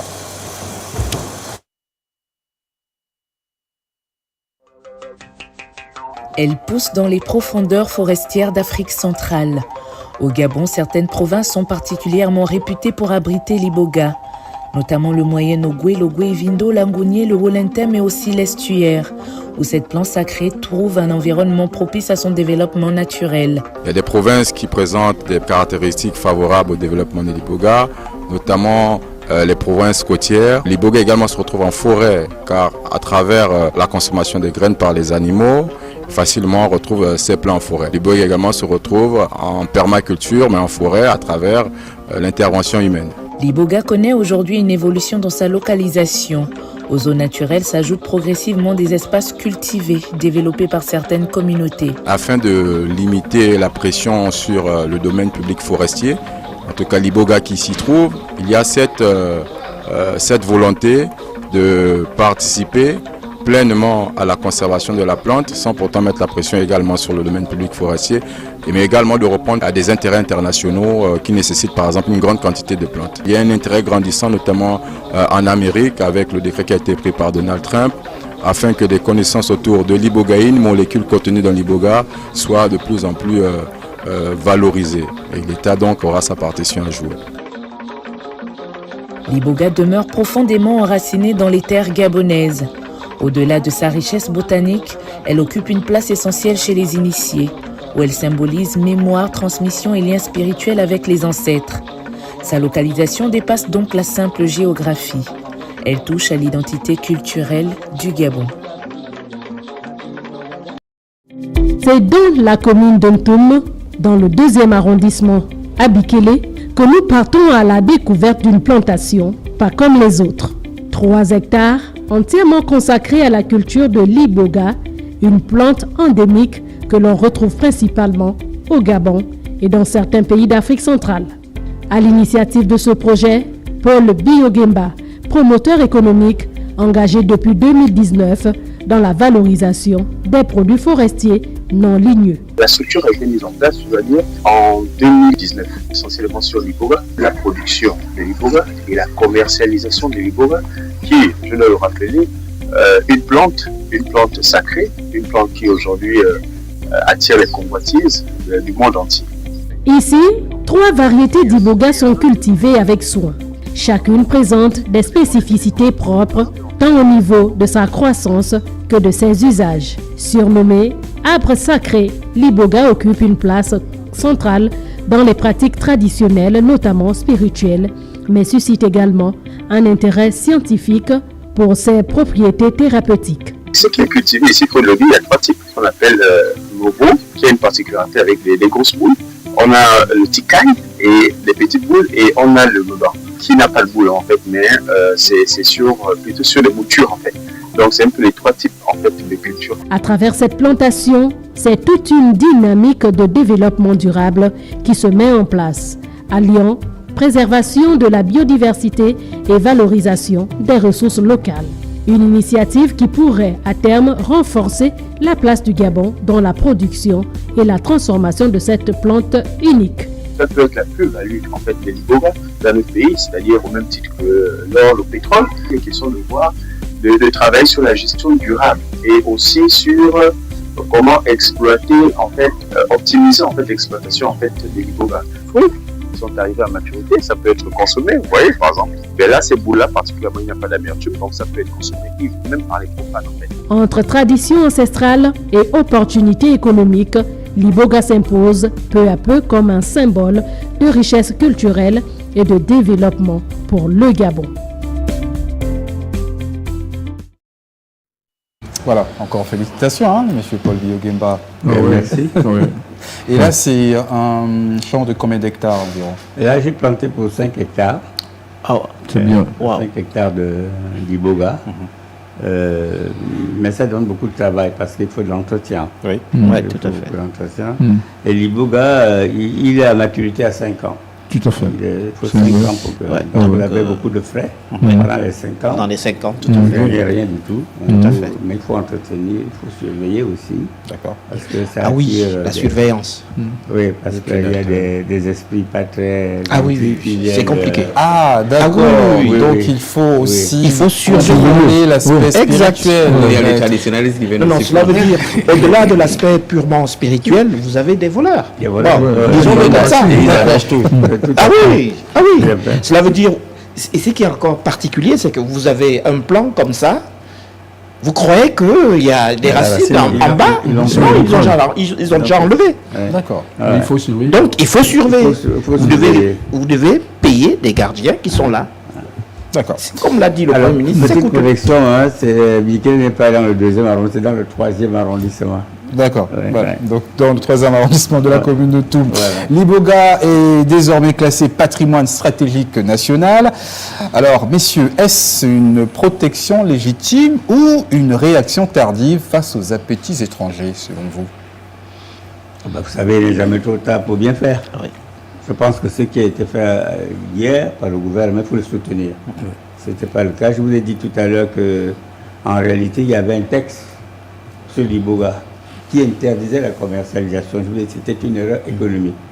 Parce que, et on l'a bien vu, pendant qu'on interdisait la commercialisation officielle, mais derrière, il y avait des gens qui venaient au Gabon et des étrangers prendre l'Iboga dans les provinces Guyana, dans le Gouibido, dans le Wellington, dans les Suèdes, le vendre à l'extérieur, mais sous la belle d'autres pays. On ne cite même pas le Gabon. Je suis heureux qu'on commence à citer le Gabon, que c'est une plante du Gabon. Parce qu'on a réagi pour dire que non, pas du tout. Oui. C'est une plante endémique du Gabon. Donc le Gabon n'a rien gagné aujourd'hui pour l'Iboga. Maintenant, je pense que le Gabon va commencer à gagner avec les mesures administratives qui ont été prises.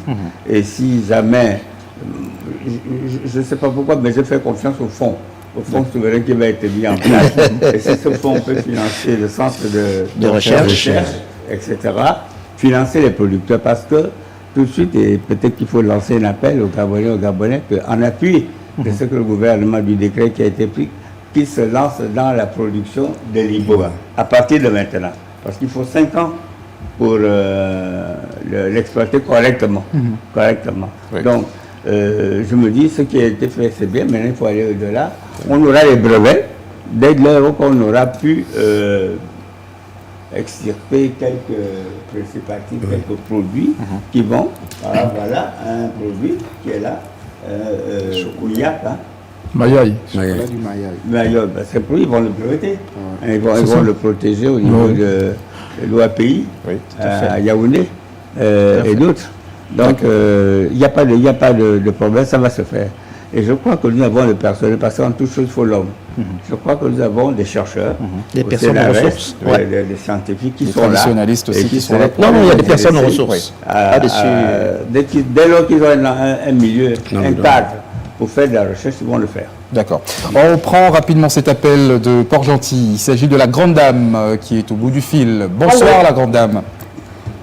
Bonsoir, monsieur. Vous êtes en direct, madame. J'ai une petite question. Oui. Concernant l'Iboga, je voudrais savoir, est-ce que si on plante l'Iboga avec les engrais, l'Iboga planté avec les engrais peut encore avoir les mêmes vertus? Parce qu'on a constaté on constate que tous ceux qui plantent maintenant les plantent plus naturellement. Tout le monde veut utiliser les engrais pour faire pousser les plantes rapidement, et ainsi de suite. Est-ce que si ça se passe ainsi, l'Iboga aura encore les mêmes vertus? Merci, c'était ça ma question. Merci beaucoup Bonne pour votre soirée question. et bon courage pour l'émission. Merci beaucoup. Bonne soirée également à vous. Alors, planter l'Iboga, engrais ou pas? Je dirais que nous n'avons pas suffisamment de recul par rapport aux études agricoles, mais le Gabon peut déjà aller vers une direction, c'est-à-dire que mondialement, nous savons que l'utilisation d'engrais peut avoir des conséquences sur la santé. Et qui dit engrais dit parfois engrais chimiques, et il y a aussi ce qu'on appelle des engrais naturels. Donc, ne tient qu'à nous d'établir une convention pour avoir un label de qualité et certifier que cet Iboga est issu d'une agriculture naturelle, et donc d'un point de vue des précautions, a peut-être moins d'impact sur votre santé. D'accord. Et parlons justement de... Excusez-moi. Oui, maître, allez-y. Et parlant justement de label, est-ce que l'Iboga est meilleur lorsque ça pousse sous ombrage? J'en parlais avec le professeur. Ça, c'est autant d'éléments qui devraient faire l'objet d'une étude. Oui. Et puis après, bon, pour la certification, il y aura un protocole qui sera élaboré que les scientifiques vont nous produire. D'accord. Professeur, voilà. Iboga, en vrai, ce qu'il faut dire, ça a été dit, c'est que l'Iboga peut pousser partout. Mais dis-moi ce que tu manges, je dirais qui tu es. Mais par contre, les propriétés ne vont pas forcément se retrouver. Ça veut dire qu'engrais ou pas engrais, si dans certains milieux, vous n'aurez pas forcément les mêmes propriétés. Et c'est pourquoi, par exemple, au Ghana, ils ont des chantiers. Entre le Wakanga, qui est dans son milieu naturel au Ghana, et l'Iboga, ils ont tenté, ils ont abandonné rapidement l'Iboga. Donc, en fait, engrais ou pas engrais, il y a également le milieu naturel. Ce n'est pas dans son milieu naturel, vous n'aurez pas les mêmes propriétés. J'ai vu, par exemple, la Rungana, on appelle Moussassa chez certains, en Côte d'Ivoire, mais qui a été amené en Côte d'Ivoire, mais quand on voyait là, vous ne reconnaissez pas. L'écorce, elle est épaisse, elle est fendue, alors que, voilà, rien à voir.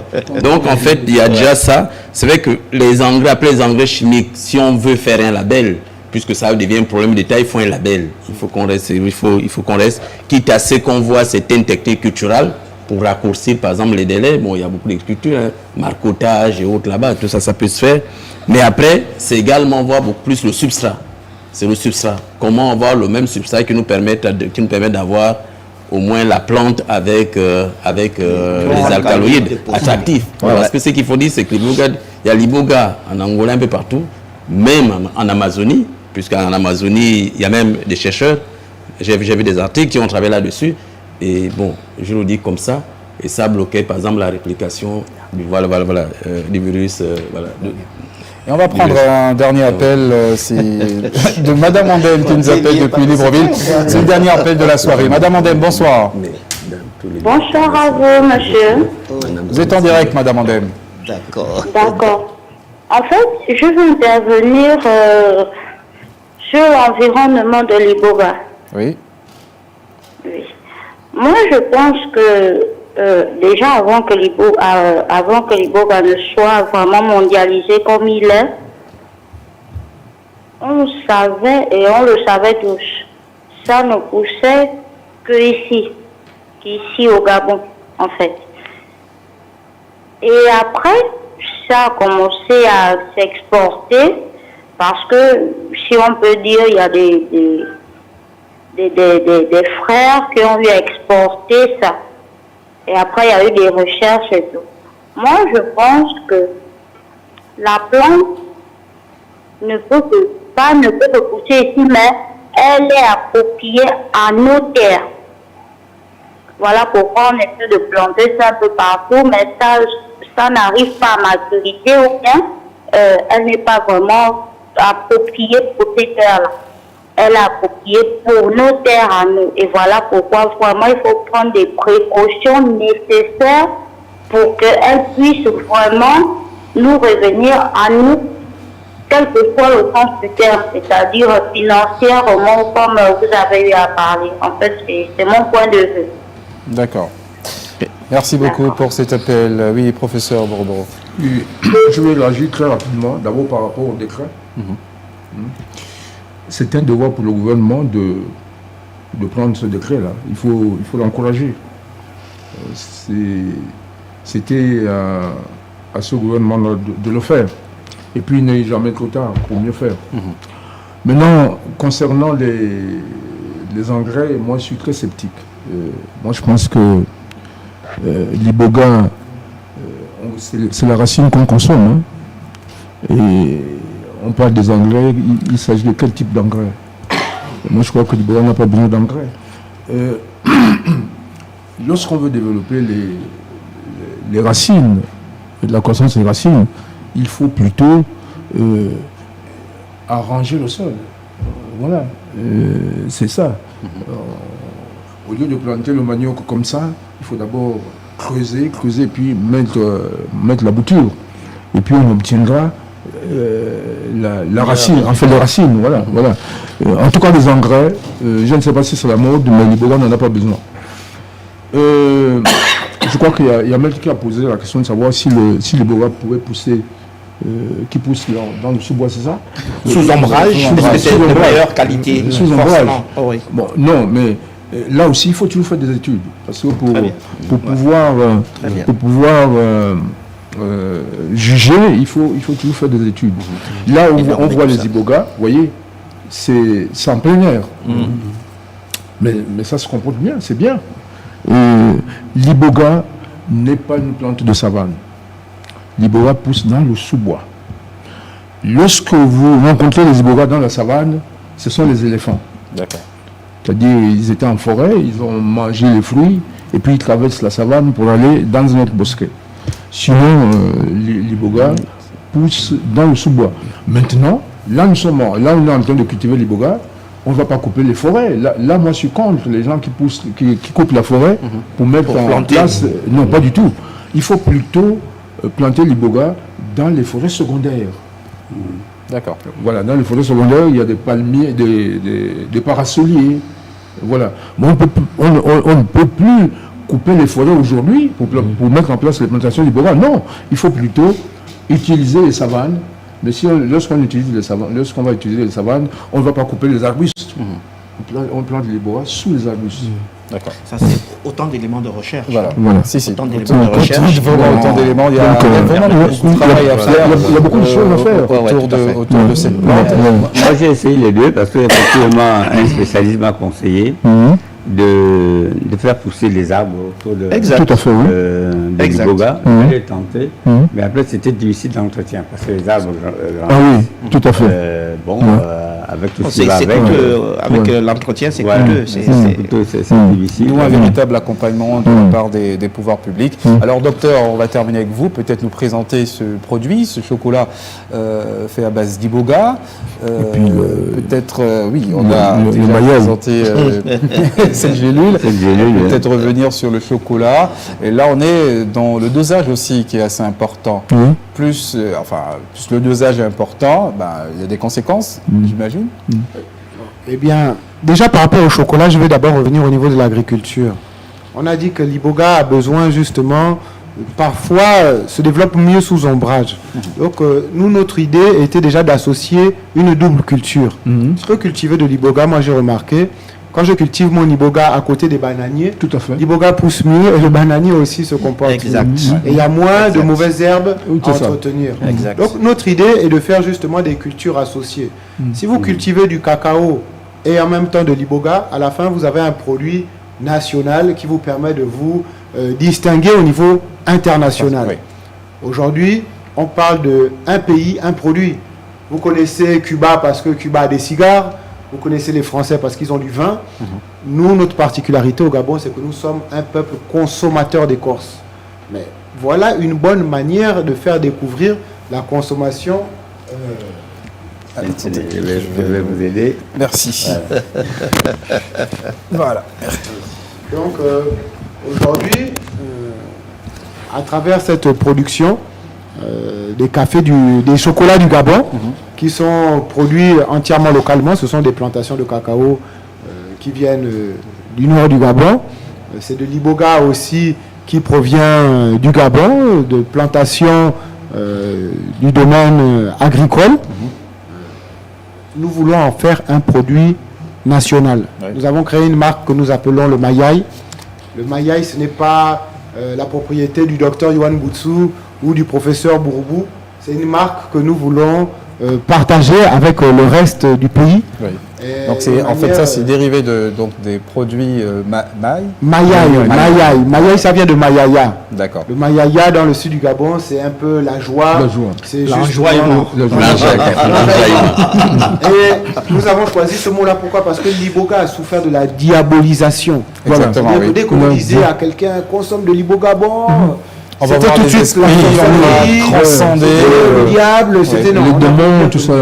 Cette plante a été sacrée parce que d'abord l'homme lui-même a constaté qu'elle avait des vertus thérapeutiques. Ah oui, c'est clair. Donc ça fait déjà... Docteur, la seule chose que je vais demander, là, c'est un très bon produit, c'est prévoir que suite à une consommation complète d'un chocolat, qu'on ne se retrouve pas dans une situation de... À consommer avec modération. D'accord. De conscience modifiée.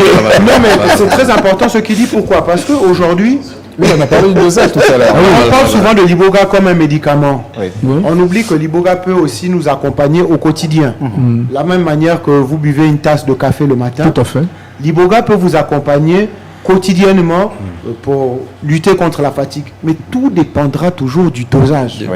Vous pouvez consommer un verre de whisky pour vous détendre le soir. Mais si vous finissez la bouteille d'un seul coup, forcément, vous pouvez... Bonjour la catastrophe. Nous appelons à une consommation contrôlée. Et c'est pour ça que nous sommes contents aujourd'hui que l'État s'intéresse à encadrer tout ça. Parce que ça va nous permettre de mettre en place les dispositifs pour que le consommateur soit toujours dans les meilleures conditions. Naturellement, ça suscite davantage de la crainte chez moi parce que... Nous la recherche tout doucement pour pouvoir contrôler tout ça, pour permettre à cela que le produit s'écoule bien. Il faut effectivement autour de ça de la recherche. Et là, ça rentre dans l'agroalimentaire. Donc, ce centre, on veut arriver donc à ce patrimoine national, cette ressource hautement stratégique. Si on la veut hautement stratégique, naturellement, il faut des infrastructures dédiées, des personnes dédiées à la tâche. Pas qui fassent des recherches sur l'iboga, sur le kevazingo, sur tout, non, mais dédiées à la tâche. Voilà, et ça part vraiment de la plantation, des anthropologues, des sciences humaines et sociales, de la plantation, des chercheurs, des médecins, en fait, toute la filière jusqu'à la valorisation des connaissances endogènes, parce que là, je ne vois que les scientifiques qui parlent, les économistes. Bon, ça fait un plaisir de vous avoir eu sur ce magnifique plateau. Peut-être un tour de table pour boucler la boucle de ce programme. On commence par vous, M. Paul Biéguéba. Je l'ai dit au départ, je suis très content qu'on parle de l'iboga. Je suis très content que le gouvernement ait pris un décret pour encadrer l'exportation. Je lance un appel aux Gabonaises, aux Gabonais pour planter de l'iboga parce qu'on est gagnant partout. Parce que quand on plante de l'iboga, il y a un aspect, c'est un arbre qui a des feuilles, donc il capte le CO2. Il faut le carbone, donc ça peut créer depuis le carbone. Et nous sommes un pays qui, justement, lutte contre la pollution. Exact. Le Gabon est bien placé dans ce domaine parce que nous ne produisons que peut-être 4% de CO2. Donc nous avons beaucoup l'avantage comparatif de ce et l'iboga, en fait c'est l'arboriculture, c'est l'arboriculture, on plante et non seulement on va se trouver avec un produit en abondance qui va être transformé pour être vendu et ramener des recettes au budget et comporter notre PIB, mais en plus nous allons lutter contre la pollution, contre le réchauffement climatique. Merci beaucoup. Monsieur Paul Biéguéba, professeur Henri-Paul Borobo, on vous invite également à boucler. L'iboga, c'est un patrimoine, c'est un héritage. L'iboga, c'est une chance pour le Gabon, c'est une chance pour les Gabonais, c'est une chance pour le gouvernement. Et voilà pourquoi le gouvernement gabonais doit tout mettre en œuvre pour s'approprier de ce projet. Voilà. Maître Kamengom. Bien. Vous savez, moi j'ai coutume de dire que la tradition bouddhiste a révélé l'iboga à l'humanité. Si aujourd'hui on connaît l'iboga, c'est grâce à la tradition. Qu'on permette à cette même tradition de continuer à faire ses activités. Que les pouvoirs publics prennent des dispositions pour que le Nganga qui est dans son temple puisse toujours avoir son iboga. Docteur Yoram Boutsou. Alors moi, mon message, il sera par rapport à mes frères et sœurs gabonais. Les premiers ambassadeurs de l'iboga, c'est nous-mêmes. Cette ressource, c'est comme si je vous demandais et que j'essayais de vous décrire le goût du poulet sans que vous ayez mis le poulet dans votre bouche. Donc, il faudrait que tout le monde puisse goûter d'abord de l'iboga dans un cadre sécurisé. Sécurisé, il faut le préciser parce qu'il peut y avoir des overdoses. Quand je parle de cadre sécurisé, les produits que nous commercialisons, ça fait déjà plus de 5 années, nous n'avons eu aucun effet secondaire. Et nos grands-parents ont consommé l'iboga depuis des années et des années. Donc, voilà une plante que la nature nous a révélée et une plante qui pourra nous permettre de nous développer. Pourquoi? Parce que derrière l'iboga, il y a plusieurs familles. Il y a une culture, il y a une identité. Aujourd'hui, nous savons à quel point c'est important pour nous de pouvoir nous affirmer sur quelque chose qui nous appartient réellement. Professeur Alain Souza. Ok, merci vraiment de m'avoir donné l'occasion de communiquer, de venir sur ce plateau. Parce que ça fait quoi, 2005, nous démarrions les travaux de recherche sur l'iboga et le diabète, mais vraiment par hasard 2005. Et aujourd'hui, voilà, qui aurait pu imaginer, voilà, nous permettre de communiquer un plateau pareil et puis avec dans ce panel. Donc, c'est vous remercier, mais nous continuons à travailler. Ça fait 20 ans sans discontinuité. Oui. Voilà, 20 ans continuons à travailler là-dessus. Et je pense que nous y arrivons. Et l'invite, ce serait quoi? C'est vraiment que les plus hautes autorités écoutent notre cri de cœur. C'est dédier des infrastructures, un centre de recherche pour l'iboga, des personnes dédiées pour l'iboga et des ressources dédiées également à l'iboga. Et ce n'est que comme ça, je pense qu'après tout ce parcours que nous pourrions allier efficacité, efficience et allier également exploitation durable de la ressource et préservation de notre culture. Je disais encore, j'étais en Belgique dernièrement, je disais l'iboga, le koumé, si vous l'enlevez du Gabon, c'est comme enlever la Torah du judaïsme, la Bible aux chrétiens, le Coran aux musulmans, et bon, le bouddhisme, je ne sais pas quel livre vous utilisez. Voilà. Donc, en fait, c'est ça. Ça veut dire que vous enlevez l'âme du Gabon. Et donc, voilà, pour une exploitation durable, vraiment, il faut que la filière se mette également, effectivement en place et que nous ayons ces centres multidisciplinaires qui nous permettent donc d'avoir également d'atteindre. Messieurs, merci d'avoir répondu présent à cette invitation. Merci également d'avoir partagé ces mots avec l'ensemble de nos téléspectateurs qui nous ont regardés depuis chez eux. Merci également à vous de nous avoir suivis. Très bonne suite des programmes sur Gabon Télévision. Et la semaine prochaine, la rédaction traitera un autre dossier que nous allons décortiquer cette fois dimanche sur prochain. À très bientôt.